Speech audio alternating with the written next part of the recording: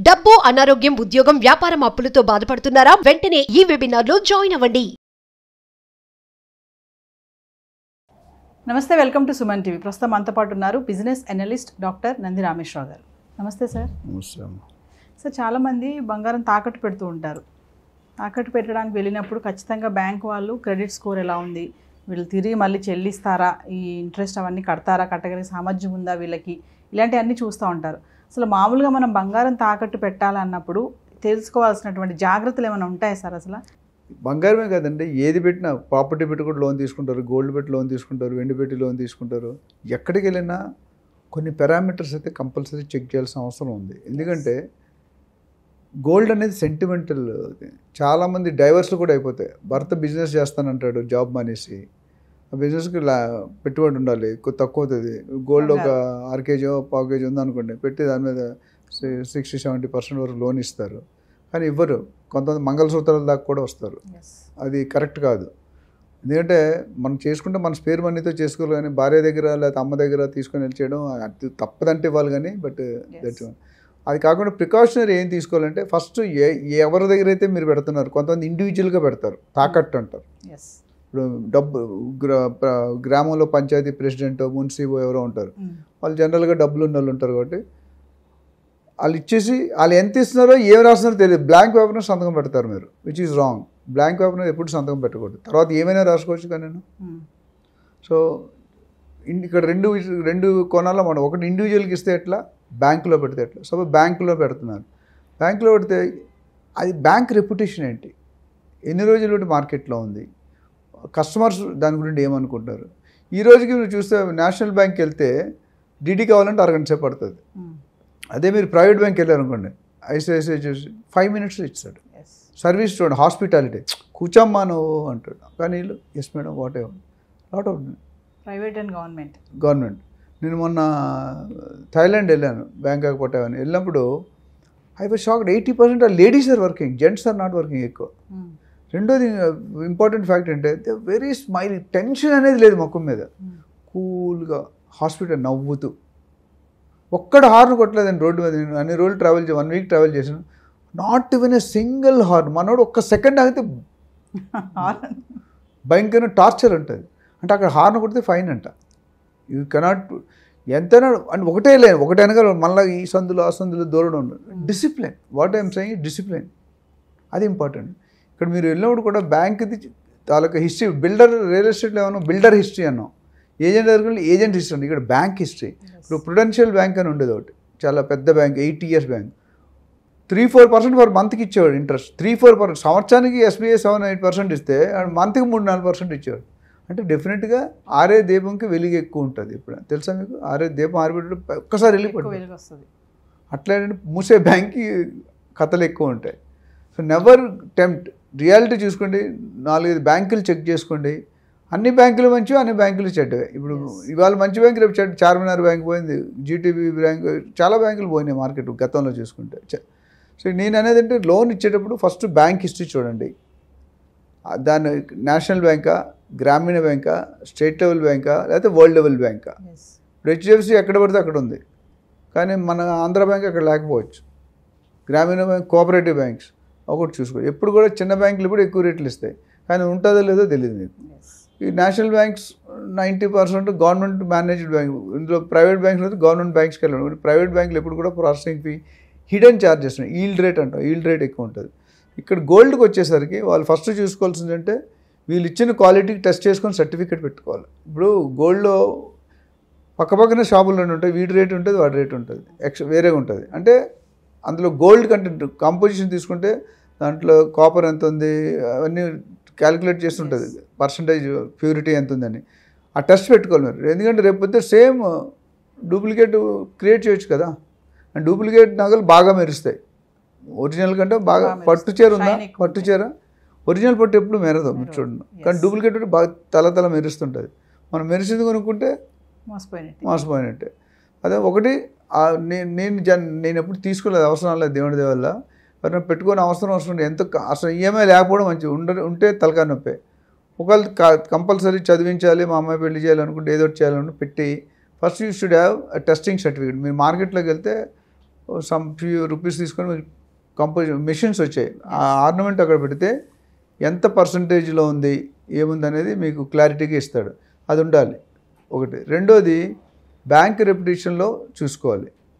మూడోది మీరు పెట్టే లోన్కి ఎంత పర్సంటేజ్ ఇస్తున్నాడు, 50 ఇస్తున్నాడా 60? ఎందుకంటే మీరు ఎప్పుడైనా ఓల్డ్ గోల్డ్ ఎక్స్చేంజ్ చేస్తే మీకు 100%. మనం కొనేటప్పుడు ఏమంటాడు 100 వెయిట్ టు వెయిట్ అంటాడు. కానీ అక్కడ లాస్ ఏంటి తెలుసా? చాలామంది, నేను మా ఇంట్లో కూడా చెప్తాను, ఎప్పుడైతే ఫ్యాషన్ డిజైన్ మారిపోతుంది కాబట్టి కొత్తది కావాలి ఆడవాళ్ళకి. మన ట్రెండ్, మగాళ్ళకి ఒక ట్రెండ్ అయితే ఆడవాళ్ళకి ఒక ట్రెండ్. గోల్డ్ ఇప్పుడు ఇవాళ కొనుక్కున్న 2 years వాడతారు, ఒక 20 ఫంక్షన్కి వెళ్ళారు, తర్వాత ఫంక్షన్ రోజు ఇదే వేసుకుంటే బోర్ కొట్టే ఎక్స్చేంజ్ చేసినప్పుడు ఆ వేస్టేజ్ అనేది లాస్. మనకి 100% ఇస్తాడు, బట్ 25% 20% వేస్టేజ్ చేస్తాడు. ఆ వేస్టేజ్ ఎవరు పోతే మనమే కడుతున్నాం. అంటే యూఆర్ గివింగ్ 20% మోర్. సో కొన్ని మీరు తీసుకునేటప్పుడు పర్సంటేజ్ లోన్ ఎంత ఇస్తాడు, ఇంట్రెస్ట్కి రేట్ ఎంత వేస్తున్నాడు. తొందరలో ఇచ్చేకూడదు. మనకి అవసరం ఏమంటే ఇచ్చేసి ఏదో సంతకం అలా పెట్టకండి. గో కూలీ టైం స్పెండ్ చేయండి. ఓ 2-3 బ్యాంకులు, 2 ప్రైవేట్ బ్యాంకులు అడగండి, 2 గవర్నమెంట్ బ్యాంకులు అడగండి, కంపేర్ చేసుకోండి. ఎందుకంటే 0.05% కూడా చాలా వేరియేషన్ వచ్చేస్తుంది. సపోజ్ నువ్వు 1 kg గోల్డ్ పెట్టావు అనుకోండి, ఎంత వేరియేషన్ వస్తుంది? 0.5%లో చాలా తేడాలు వస్తాయి. సో యూ షుడ్ నో ఎంత టైం పీరియడ్ ఏంటి. ఒకటి ఇంట్రెస్ట్ రేటు, ఒక టైం. ఇప్పుడు కారు ఉందనుకోండి, ఇన్సూరెన్స్ కట్టినప్పుడు నేను చెప్పినట్టు ఒకేసారి కడితే ఒకలాగా ఉంటుంది, కాంపరెన్స్ ఒకలా ఉంటుంది, ఇండివిజువల్ మామూలు ఒకటి ఉంటుంది, సింపుల్. అలా ఇక్కడ కూడా మీరు ఎన్ని సంవత్సరాలు తీసుకుంటున్నారు అనేది అది ఇంపార్టెంట్. అదే బ్యాంక్ తరఫున ఏం చూస్తారంటే అసలు ఈయన సిబిల్ స్కోర్ ఎట్లా ఉంది. యాక్చువల్లీ మన ప్రాపర్టీ పెడుతున్నాం.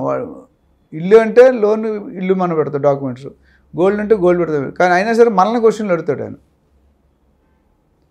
ఇప్పుడు ఈయన రీపేమెంట్, మెయిన్గా లోన్ ఈఎంఐ ఇచ్చాడు, బ్యాంక్ వాళ్ళు ఏం చూసుకుంటారు, రీపేమెంట్ అంటే ఇన్కమ్ ఎక్కడ ఉంది. ఇప్పుడు గోల్డ్ పెట్టేసరికి తీసుకుంటాం, నీకు ఇన్కమ్ లేకపోతే ఎట్లా కడతాం? సపోజ్ యువర్ శాలరీ 50,000 రూపీస్, మీ హస్బెండ్ 50,000లో నీకు 40,000 ఖర్చు అయిపోతుంది కదా. ఆల్రెడీ నీకు ఒక లోన్ ఉంది, దానికి 10,000 కడతాం. మరి ఇక్కడ ఎక్కడ కడతావు? సో వాళ్ళకి ఇవ్వకపోవచ్చు. మన గోల్డే, బట్ 100% ఇవ్వడు, దాని 50, 60, 70 డిపెండింగ్ ఆన్ ద టర్మ్స్ పెట్టి ఇస్తారు. ఆ పాయింట్ చూసుకోవాలి. బ్యాంక్ వాళ్ళు ముఖ్యంగా చూసుకునేది నీ ఓన్ హౌస్ ఉందా, రెంటల్ ఇన్కమ్ ఉందా, అగ్రికల్చరల్ ఇన్కమ్ ఉందా, ఇవన్నీ కూడా చూసుకోవాల్సిన అవసరం ఉంది. చూసుకొని మీకు సిబిల్ రేట్ చూసుకొని, సిబిల్ స్కోర్, నేను బ్యాంక్ లోన్ తీసుకున్నాను, నాకు 48 అవర్స్లో లోన్ ఇచ్చింది. నా సిబిల్ స్కోర్ 875 ఉంది, 900లో 650, 700 ఉంటే కానీ ఇవ్వరు. చాలామంది క్రెడిట్ కార్డు వల్ల డిఫాల్ట్ అయిపోతున్నారు. నేను లైఫ్ టైంలో క్రెడిట్ కార్డు వాడలేదు, నా అదృష్టం. అసలు వాడలేదు ఇంతవరకు, నాకు క్రెడిట్ కార్డే లేదు. చాలామంది ఫోన్ చేస్తారు, మీ బాగుంది, మీ ప్రొఫైల్ ఇస్తారు, ఆడిస్తాడని మనం లేడీస్ స్వైప్ చేస్తూనే ఉంటారు. కార్డు హస్బెండ్ అక్కర్లేదు. ఇప్పుడు ఓలా వచ్చిన తర్వాత, ఫోన్లు వచ్చి, స్విగ్గీ వచ్చిన తర్వాత ఫుడ్ అక్కర్లేదు. హస్బెండ్ నువ్వు వస్తే రాకపోతే ఇంకా మంచిది, కార్లు రాకపోతే ఇంకా మంచిది, రాకపోతే ఇంకా వచ్చే తిడుతుంటాడు, మళ్ళీ అవన్నీ ఉంటాయి. Sir in case loan default అయితే no it's bank final call. ఎందుకంటే వాళ్ళు కూడా కొన్ని రూల్స్ ఉన్నాయండి. ఎంతవరకు మీరు సపోజ్ మీరు పెట్టిన గోల్డ్ క్వాంటిటీ ఎంత పెట్టారు, దాని వాల్యూ ఎంత, మీరు తీసుకున్న లోన్ వాల్యూ ఎంత ఈఎంఐ కట్టారు, మిగిలింది ఎంత, అది రికవరీ చేసుకుంటారు. అందులో ఎటువంటి డౌట్ లేదు. అంటే సెకండ్ ఒపీనియన్ లేదు. బికాజ్ వాళ్ళ డబ్బులు వాళ్ళు రికవరీ చేసుకోరు కదా. ఫర్ ఎగ్జాంపుల్ నేను రియల్ ఎస్టేట్లో ఏమవుతుందో చెప్తే మీకు అర్థమవుతుంది. రియల్ ఎస్టేట్లో ఒక ఇల్లు మీరు ₹1,00,00,000 పెట్టి ఫ్లాట్ కొనుక్కున్నారు, 20 లక్షలు మీరు ఇచ్చారు, 80 లక్షలు లోన్ తీసుకున్నారు, 20 సంవత్సరాల లోను, 10 సంవత్సరాలకి ఇంకో 30 లక్షలు కట్టారు, 30-40 లక్షలు కట్టారు. మీరు కట్టింది 20, 30 లక్షలు మీరు కట్టారు, ఇంకా 50 లక్షలు ఉంది. అప్పటికి ఆ ఫ్లాట్ వాల్యూ 1.5 crores అవ్వచ్చు. ఆయనకి ఇవ్వాల్సినంత 50 లక్షలు, ఆయన ₹1,00,00,000 అమ్మేస్తాడు, లేదా 80 లక్షలు అమ్మేస్తాడు. మీకు రైట్స్ ఉండవు. అందుకని ఓనర్ సంతకం అడుగుతారు. ఇప్పుడు బిడ్డింగ్ అని బ్యాంక్ ఏంటంటే ఆప్షన్ పెడతారు. ఆప్షన్ పెట్టినట్టు ఎవడు ఎక్కువ రేట్ ఇస్తే వాడికి ఇచ్చేస్తాడు. He will not go as per the market rate. అదే మనం అమ్ముకొని చేసుకుంటే మనం అప్రిషియేషన్ అది కావాలి కదా. నువ్వు ₹1,00,00,000 కొంటే 10 సంవత్సరాల తర్వాత దాని వాల్యూ అయితే పెరుగుతుంది కదా, అంటే 50% పెరుగుతుంది. సో అది లాస్ అవుతుంది. సో వాల్యుయేషన్ దాని రూల్స్ స్పెసిఫిక్గా ఫిక్స్ చేసి ఉన్నాయి. ఆ రూల్స్ బట్టి మీరు కట్టుకుంటూ ఉన్నారంటే మీకు లాసే, మీరు అనుకున్న దానికంటే ఎక్కువ లాస్ అవుతుంది. బంగారం తాకట్టు పెట్టడం అనేది సేఫే అంటారా సార్ అసలు? అంటే అది $1 million క్వశ్చన్. సేఫ్ అంటే ఇప్పుడు బెగ్గర్స్ కెనాట్ బి చూజర్స్ అని ఒక సామెత ఉంది. Beggars cannot be choosers. జూబ్లీహిల్స్లో చెక్ పోస్ట్ ఎవరో చెప్పారు, beggars association president 30 crores collection అయిందంట 1 yearకి, ఓన్లీ బెగ్గర్స్. అది ఎందుకంటానంటే మనకు అవసరం ఉన్నప్పుడు అవన్నీ ఆలోచించాం. అవసరమే ఆలోచన నేర్పుతుంది, రైట్? ఇక్కడ ఆ స్టేజ్ దాటిపోయి మనం తీసుకోపోతే you will be in problem. అయితే వాడు ఇల్లు కబ్జా చేస్తాడు, లేదా కొడతాడు, తిడతాడు, ఏదో జరుగుతుంది, కారు ఎత్తుకెళ్తాడు. సో ఆప్షన్ ఉన్నప్పుడు అయితే మాత్రం ఫస్ట్ ఐ సజెస్ట్ ప్లాన్ చేసుకోవాలండి. ఇన్కమ్ ఎప్పుడు కూడా ప్లాన్ చేసుకోవాలి. ప్లాన్ చేసుకొని మనం ఏంటంటే డబ్బులు లేకుంటే హడావిడిగా చేస్తాం. నాకు ఒక ఫ్యామిలీ తెలుసు, ఆయన మంత్లీ ఇన్కమ్ 50,000, 3 కూతుర్లు, 2 కూతురు పెళ్ళైంది, 3వ కూతురు రిటైర్ అయిపోయాడు. పెన్షన్ అంతా 10,000 15,000 వస్తుంది. ఆయనకు పెద్ద ₹1 కోటి పెట్టి పెళ్లి చేశాడు. ఎక్కడి నుండి వచ్చాయి? ఇప్పుడు తినడానికి తిండి లేదు. సో మనకు ఉన్న లిమిట్స్ కొన్ని లైబిలిటీస్ పెంచుకోవద్దు, అసెట్స్ పెంచుకోవాలని. లైబిలిటీ కారు కొనుక్కోవడం లైబిలిటీ, అసెట్ అంటే లైబిలిటీ. కారు ఉంది, బైక్ ఉంది. కారు ఓన్లీ ఫ్యామిలీకి తీసుకెళ్ళి కూడా వెళ్తాడు ఆయన. మామూలు బైక్ వెళ్తాడు అంటే నెలకు 1 రోజు 2 రోజులు తెస్తాడు. బట్ 10 లక్షలు 20 లక్షలు పెట్టి కారు కొన్న దాని మీద ఏమో అదే 10 లక్షలు బ్యాంకులో ఉంటే ఇప్పుడు అసెట్స్ పెంచుకోవాలి. అసెట్ వేరు, లైబిలిటీ వేరు. కొంత వాచెస్ 10 లక్షల వాచ్ పెట్టుకుంటారు. ₹1000 వాచ్ కూడా ఉంది, 10 లక్షల వాచ్, 2 వాచ్లే. Purpose time sir. So overall ఏంటంటే తాకట్టు అసలు ఈఎంఐ ప్లాన్ చేసుకోకూడదు. చాలామంది ఏమంటే అప్పు ఉంటే మంచిది, కొంతవరకు ఉండాలి. అప్పు మన తల మించి ఉందనుకోండి, you will be in problem. Thank you sir. Thank you.